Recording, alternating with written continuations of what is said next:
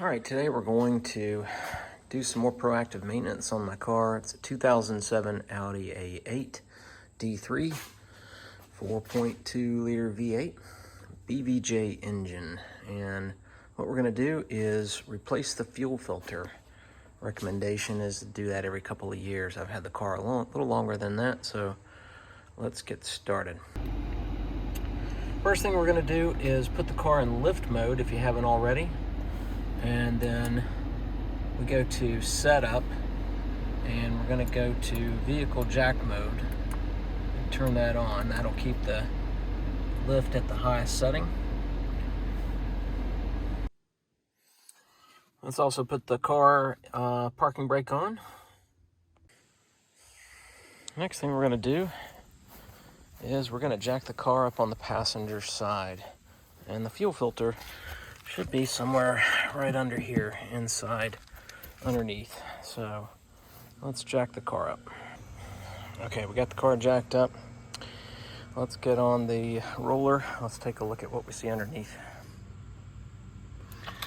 All right, we can see we got the cover panel underneath. So we're gonna need to remove a few screws, probably T25, I'm guessing. Looks like the panel goes all the way to right here, which is almost to the door jamb of the back passenger. So we'll looks like maybe also a 10 millimeter there as well. So let's actually, yeah. Okay, got the underbody panel out. 10 millimeter nuts.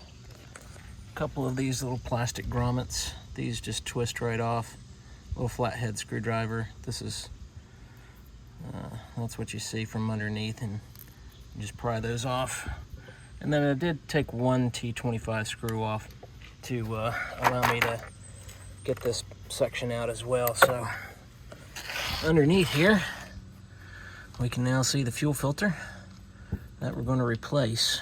And there's one line feeding towards the engine, and then we've got two over here connecting from the gas tank here. So we need to make sure we can get those off and go from there. So let's see what tools we need for that. Okay, to get the fuel filter off, there's a bracket holding it in place, and there is one 10 millimeter that I've already removed there, and then right here is a 8 millimeter triple square. So we're gonna take that out next. I still have the lines connected, so let's get this bolt off, or nut off. I'll get the bottom frame off next. All right, so this bolt does not come off. There's a nut on the back side. So we're gonna undo the hoses on both ends. There's a blue and a white. We push those in with the flathead, and we'll pop those off. All right, I got the two hoses disconnected coming from the gas tank. Something still holding it in here on the back side that I can't really see. You can see some fuel coming out. I'm going to disconnect the fuel line feeding towards the engine next, and see if we can get more space up there to try and pull the whole filter out. All right, let's do that next. All right, I got the old fuel filter off, and the 90-degree, I had to use a pair of pliers just to pull that off. It's so dark under here, it's hard to see if there was some kind of a catch release, but I think really you're just using force to pull that off of the filter. And there is a lip there that we got to go across. So let's go look at the new filter. We got the old one off. This frame here The tricky part was this screw has a little connector on the back and it just swivels.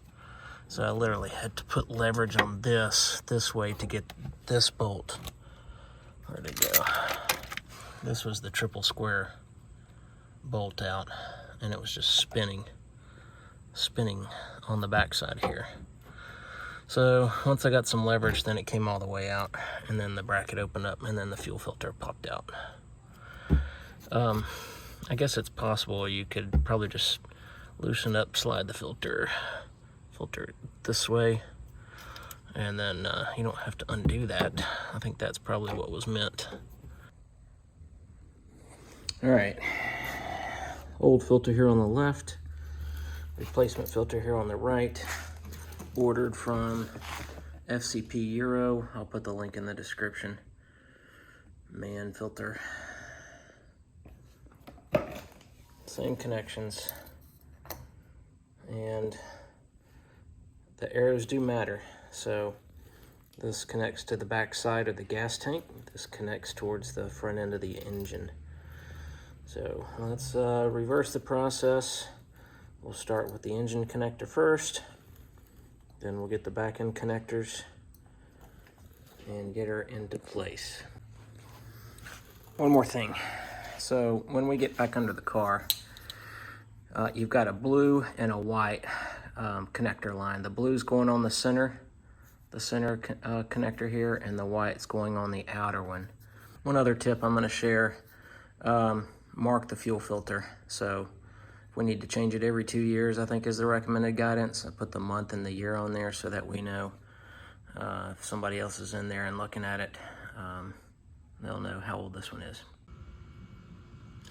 All right, we got the new fuel filter in there, and instead of having to deal with that bolt, a simple zip tie would be so much easier. Whenever we need to do this again, we'll be able to just cut that, pop it out, save a lot of frustration.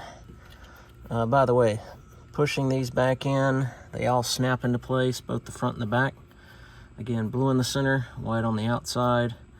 Push until you hear them click, and this is nice and snug. So now we just have to put the pan or the